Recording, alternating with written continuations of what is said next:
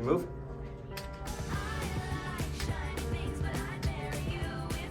Good luck.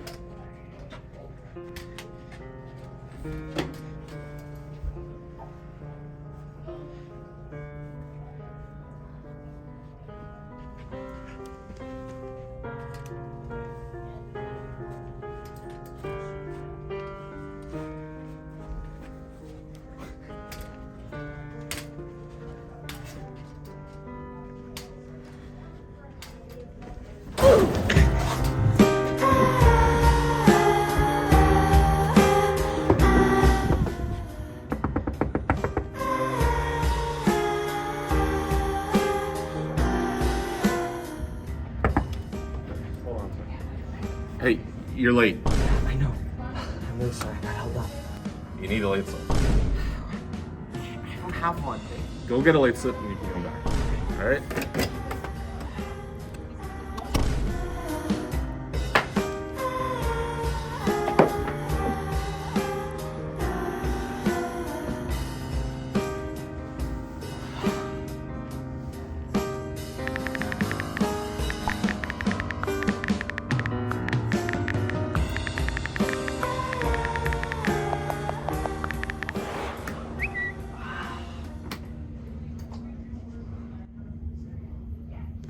Hello there. What you just saw there was the first in many small steps to a slippery slope to downfall. What may look like a victimless statement may cost you more than what you bargained for down the line. My name is Michael Cheng, and this is On Thin Ice.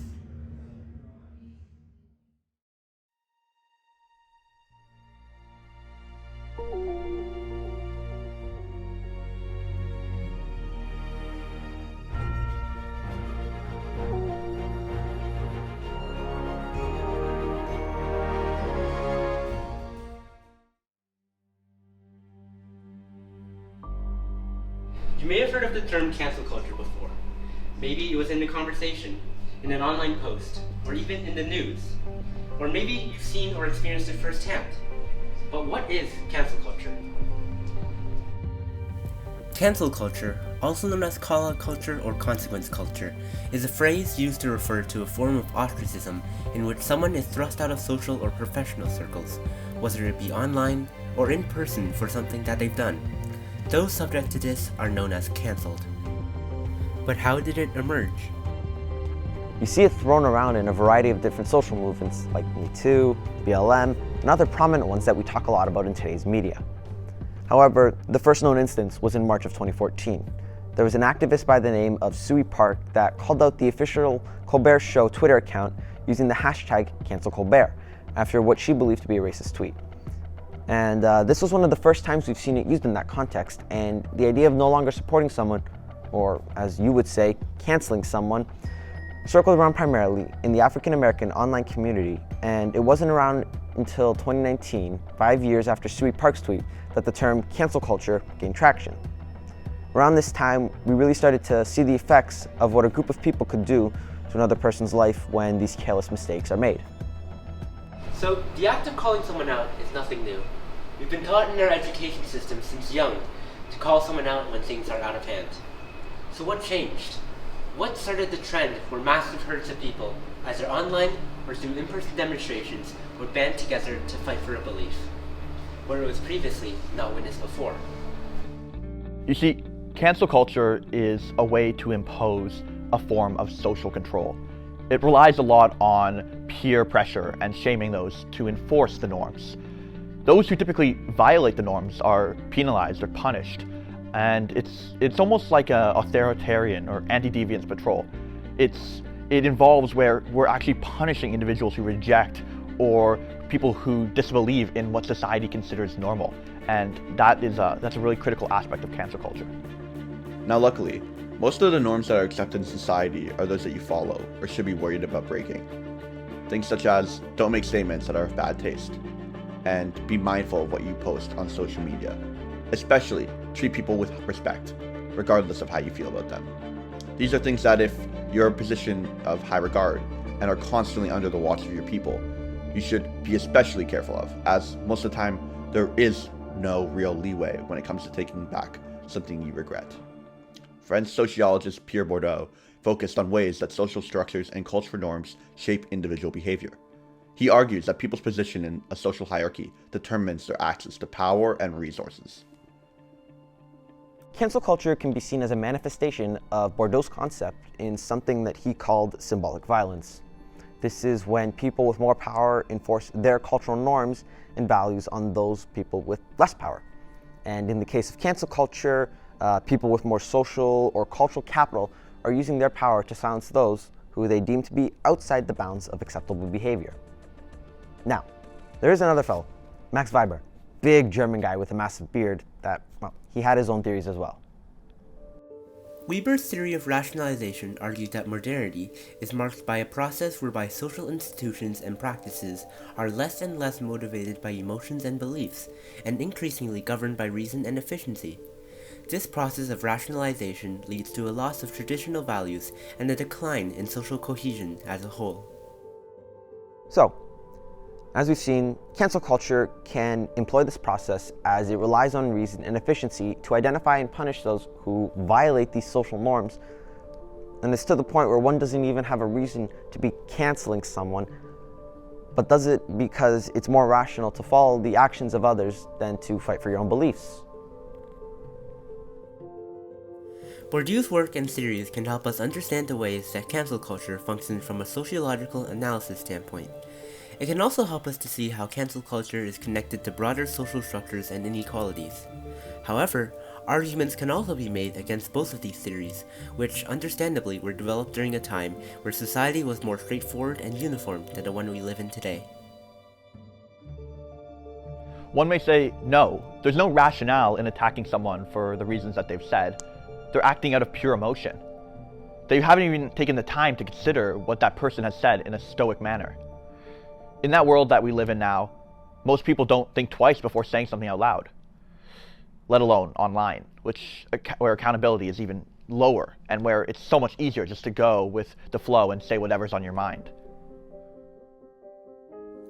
In a recent survey sent out by the team at On Thin Ice, respondents replied saying that they felt around twice as confident posting about a topic online as apart from in a public setting. Around 70% of individuals felt that they would follow suit if many others were vocal about a certain topic, and half of people reported that they were worried of repercussions if they spoke out against the vocal majority on a certain topic. So, here's where it gets complicated. Remember that Bourdieu guy? He argued that people are pressured to conform to social values created by those who have more social power over them. Makes sense, right? People that have more power are on top, dictate those that are lower. Then, why do we see so much of the opposite happening? Celebrities, political figures, people that have influence over others are being targeted by cancel culture when they step out of line. Let's take a deeper look. Are you ever sorry we got married? Every second of my life. You're not even going to be needing those shoes because you're not going to play baseball again until you're 58. Fine with me. I don't want to play anyway if you're going to be there. Within hours, the highly anticipated return of one of TV's most beloved shows, Roseanne, canceled, and Roseanne Barr effectively banished from Hollywood for this racist tweet. Tonight, a stunningly swift and dramatic end to Roseanne Barr's... All right, joining us now, she really needs no introduction. Roseanne Barr's... Roseanne Barr. Roseanne Barr. Roseanne Barr. Roseanne... Oh, Roseanne Barr. The case of Roseanne Barr is one of the more justifiable moments of cancel culture. Roseanne Barr, an American actress, comedian, writer, and even a former presidential candidate, began her career in stand-up comedy before gaining critical acclaim in the television sitcom titled Roseanne. The show lasted for 9 seasons and is widely regarded as one of the greatest sitcoms of all time. I think it was her singing at that MLB game of the national anthem that really sparked this whole scenario.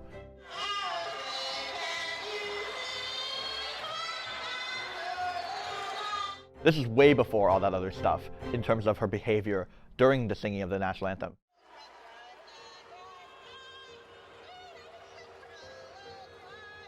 Quite frankly, no one knows why she even did it.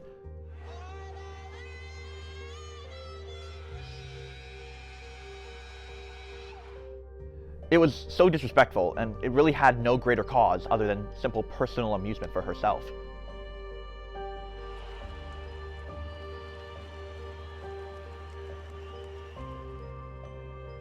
Barr would later find herself at the center of many other scandals, from posing as Adolf Hitler in the recipe page of a Jewish publication, publicly doxing the home address and phone number of the parents, not the person himself, of George Zimmerman, who fatally shot Trayvon Martin, wrongly accusing David Hogg, survivor of the Parkland shooting, of performing a Nazi salute, wrongly claiming that philanthropist George Soros helped round up Jews to be sent to concentration camps. What can I say?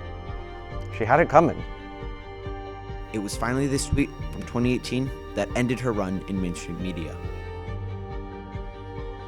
The VJ referred to is Valerie Jarrett, the former advisor to President Obama. We begin with the firestorm surrounding Roseanne Barr and her racist tweet, the comedian firing back on Twitter, today blaming her words on Ambien. The maker of Ambien was not having it. And there were other tweets, the actress whose show has now been canceled by ABC, taking aim at some of her co-stars who called her words reprehensible. ABC canceled her contract with her show and rebooted it without her character under a new name, The Connors. So, if it was just a one-time thing, you could argue in her favor more and even kind of feel bad for her. But the bad history and controversy that she managed to bring upon herself all these years certainly made it harder to forgive a repeat offender like Barr. Now, the case of Roseanne Barr is a great example of the system coming together to prevent someone from doing more harm or damage to others. Now, this isn't always the case, however, as you'll soon see a clear case of when Task Force got a little too ahead of itself.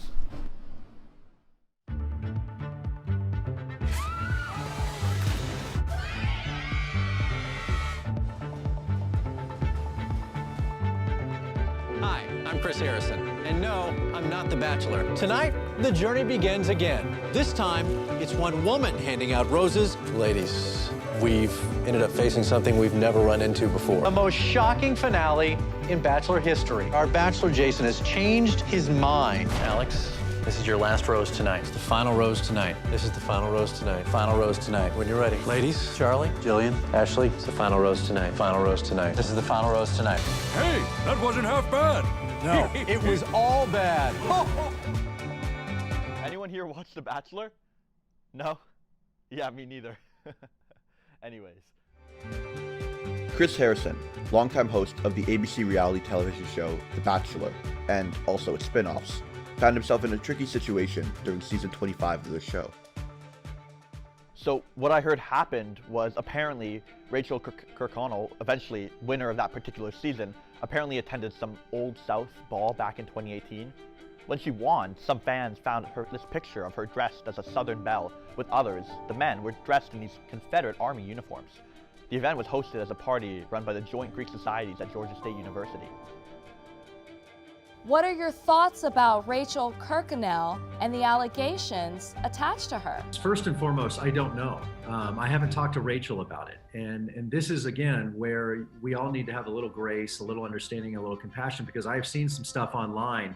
Again, this judge, jury, executioner thing where people are just tearing this girl's life apart and diving into like her parents and her parents' voting record and what it's unbelievably alarming to watch this. I haven't heard Rachel speak on this yet. And until I actually hear this woman have a chance to speak, who am I to say any of this? You know, I saw a picture of her at a sorority party 5 years ago, and that's it. Like, boom, like, okay, well, this girl is in this book now, and she's now in this group. And I'm like, really? Okay, well, there goes. The picture was from 2018 at an Old South antebellum party. So I think, you know, when you hold that under the lens. It's not a good look. No, it's not a good. Well, Rachel, is it a good look in 2018 or is it not a good look in 2021? His defending of Kirkconnell was not well received by contestants and fans. After receiving unified backlash from the members of the cast of The Bachelor and The Bachelorette, Chris Harrison announced that he would be stepping back from his roles from all of his shows. Longtime Bachelor host Chris Harrison has announced he is stepping aside as the face of the franchise he hosted for nearly 20 years. The move comes after his defense of a contestant photographed at an antebellum theme party. TJ Holmes has more. Straight, guys, we know in the Bachelor franchise has been a lot of bombshells over the years. This one might not rank up there. Maybe saw the writing on the wall on this one after really a controversy-plagued season that saw Chris Harrison, the host, step in that controversy, then step aside. Now he has stepped down. And for the first time in this series history, we're not asking who's going to be the next Bachelor, who's going to be the next host of The Bachelor. You know, if the criticism was immediate following the incident from the public, you would think that this guy really messed up. But it wasn't until long after the interview, after the articles started coming up, and after certain groups started to get unruly, and there was this kind of sudden and unexpected turn on Chris. It makes you wonder how much of the impact of his actions was actually felt, and how much was actually just truly performative. Sort of like, oh, I don't really want to get caught up in this mess, so better just post something that'll grant me safety. Whatever you may think of these individuals that were shown, one thing is for certain. The justification was clear, mostly unambiguous, and conclusive when you looked at it from an outside lens. But now, more than ever, is a divide between viewpoints and opinions, and in the case of acclaimed hockey commentator Don Cherry, both sides could clearly be seen at war. That left winger, the sky has fallen, Suzuki, he'd be happy he's with him. That was sickening last week, by the way. What? What is going on with you? Fair shake in life. Go out and get your own fair shake in life and work for it. Don't give me that stuff. And you women are going to get mad at me out there. When you come to the games, keep your eyes on the puck. And I'm telling you, I've seen some awful smacks, and it's always a woman yapping away there. Look at the games. Lots of fans. What are you talking? Both genders. Don Cherry, former player, coach, and commentator, was known for his insight on the game of hockey, personality on and off the ice, and splendid fashion. He was the host of Coach's Corner, a segment that was aired during Hockey Night in Canada for 37 years. Cherry was known for being opinionated, to say the least. One could even say that his views on the sport and the world was sort of expected from this big, hunky, macho man dad figure that you saw in the air. Cherry had a direct and passionate method of delivering his thoughts, in hockey and in politics. He loved all things aggressive, and wasn't shy to show his appreciation for the Canadian forces. It quickly landed him a lot of attention, but not all the good kind. In 2003, Cherry made comments criticizing the Canadian government and its media outlets for being neutral about the invasion of Iraq, as he himself was a supporter of the war efforts. In 2004, he made comments claiming that the Europeans and the French wore helmet visors and they had less respect for players' safety, and that earned him a 7-second airtime delay from the CBC on Coach's Corner. In 2010, at a city council meeting in Toronto, Cherry made condescending comments criticizing cyclists in the city, calling them pinkos. This prompted many councillors to act in response and condemned Cherry's remarks. Well, actually, I'm wearing Pinko for all the Pinkos out there that ride bicycles and everything. I thought I'd get it in. His comments towards environmental activists such as David Suzuki have also earned him backlash from the public. All right, here's your pal. Listen carefully. Oh, I didn't see this. Hi, I'm David Suzuki, Don Cherry's favorite left-wing kook. Winter sports fans know that something strange is happening with weather and climate. Let's show our concern with the symbolic gesture of turning off our lights during Earth Hour. But I'd keep your TV on. At least finish the game. Yeah, look, David Suzuki. Left-wing kook, you're in Vancouver. It's warm out there. Why don't you come to Toronto? We've been freezing for 2 months. Record set. What is this warming trends? We're all dying of cold, and he's talking warming trend. What? Paul Kelly's all over that too, along with Andrew Ference. That's probably my favorite moment of the year. Is that interview sickening? On November 9th of 2019, Cherry made remarks implying that Canadian immigrants did not honor nor recognize the sacrifices of Canadian veterans for failing to purchase and wear remembrance poppies. Apologies from the Royal Canadian Legion, Sportsnet, the NHL, and numerous co-workers of Cherry were issued following the incident. 2 days later, Cherry was fired from his show. Since I live in Mississauga, nobody wears, very few people wear a poppy. Downtown Toronto, forget it, downtown Toronto, nobody wears a poppy. And I'm not going to wait. He says, wait a minute. How about running it for the people that buy them? Now, you go to the small cities, And you know those, the rows on rows, you people love, you that come here, whatever it is, you love our way of life, you love our milk and honey. At least you could pay a couple of bucks for poppies or something like that. These guys pay for your way of life that you enjoy in Canada. These guys paid the biggest price. Anyhow, I'm going to run it again for you great people and good Canadians that bought a poppy. I'm still going to run it anyhow. Love you for it. Something like that. These are the words that sparked outrage. The reason why Sportsnet has parted ways with Don Cherry. I don't know why he thinks like that. The comments came Saturday night on the weekly segment Coach's Corner, and one day later, Sportsnet's president issued a statement calling the comments offensive. But there was no word on disciplinary measures. That came on Monday afternoon in the form of a new statement that says, following further discussions with Don Cherry after Saturday night's broadcast, it has been decided it is the right time for him to immediately step down. People have mixed feelings on the development. I think they're pushing it a little bit too far. Sad that this is the way it end for the guy, right? Like after all these years. While others say it was the right choice to make. I think it was something that was needed to be done to show people in those positions that you guys can't make controversial comments about immigrants. The National Hockey League issued a statement on Monday saying the decision was justifiable, adding the opinions he expressed are in direct conflict with the values of diversity and inclusion that we embrace as pillars of our sport. Don Cherry made remarks which were hurtful, discriminatory. On Sunday, Ron MacLean addressed the controversy. I owe you an apology too. That's the big thing that I want to emphasize. I sat there, did not catch it, did not respond. I was glad that Ron stood up and said something, but it's too bad he couldn't find it himself to do it in the moment. But there's been no public statement from Cherry himself. The 85-year-old only quoted in a Toronto Sun article saying, "I have just learned I've been fired by Sportsnet for comments made on Coach's Corner November 9th. In the article, Cherry is also quoted saying, "I know what I said, and I meant it. Everybody in Canada should wear a poppy to honor our fallen soldiers."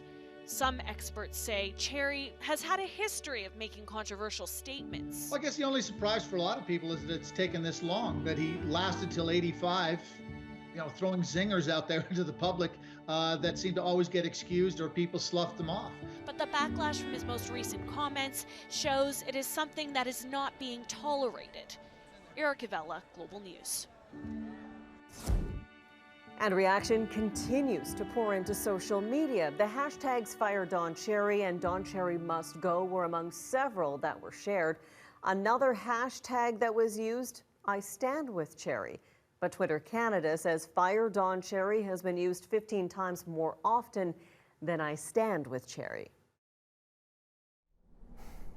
What's disheartening is that she grew up in a time where comments like that were considered fine and not frowned upon like now. He wasn't a bad guy at all. He supported the troops, had great character, and ultimately probably would have been considered a legend had it been in a different time period. I guess one question everyone might want to know is, when you did say you people, who did you mean? Well, I meant everybody, but I said the wrong thing. You can't, and when you have 7 minutes to go, and you have to go, and you have to go. When you say everyone, I meant everyone, everybody. That's what I meant. And I thought Ron would come back and say something. He didn't say anything. I didn't think it was that bad. And when I left that night, nobody said anything. It was the next day that they talked about it and the whole deal. So that's the way. If that's the way people want to take it, there's nothing I can do about it. Do you wish you used different words? Yes, I wish I had said everybody, but it's nothing you can do about it. I didn't use it, and you can't go back. You can't say wish. I wish I'd done this. I wish I'd done that. I did it, and I pay him the price. Were you asked to apologize? Yeah. Well, I would have. I would have. I think that Saturday I would have apologized if I had hurt people and stuff like that. I think I would. I would have. And I said I would. And I said I would, but it wasn't enough. If you had the opportunity to go back on Saturday night, you would apologize? Yeah, I would. If I had the opportunity to go on this Saturday, I would go on and say, I wish I had used everybody. If we take a look at some of the sociological theories, it can be explained why Don Cherry had such a hard time communicating his opinions and why he was shut down so much. He spoke with emotion and voiced his beliefs in a time where people were more willing to follow reason and rational social agendas that had no place for deviating values such as cherries. That's Weber. And quite frankly, like Bourdieu said, he was a pawn in a political game of bishops and knights that dictated what was socially acceptable to say and act.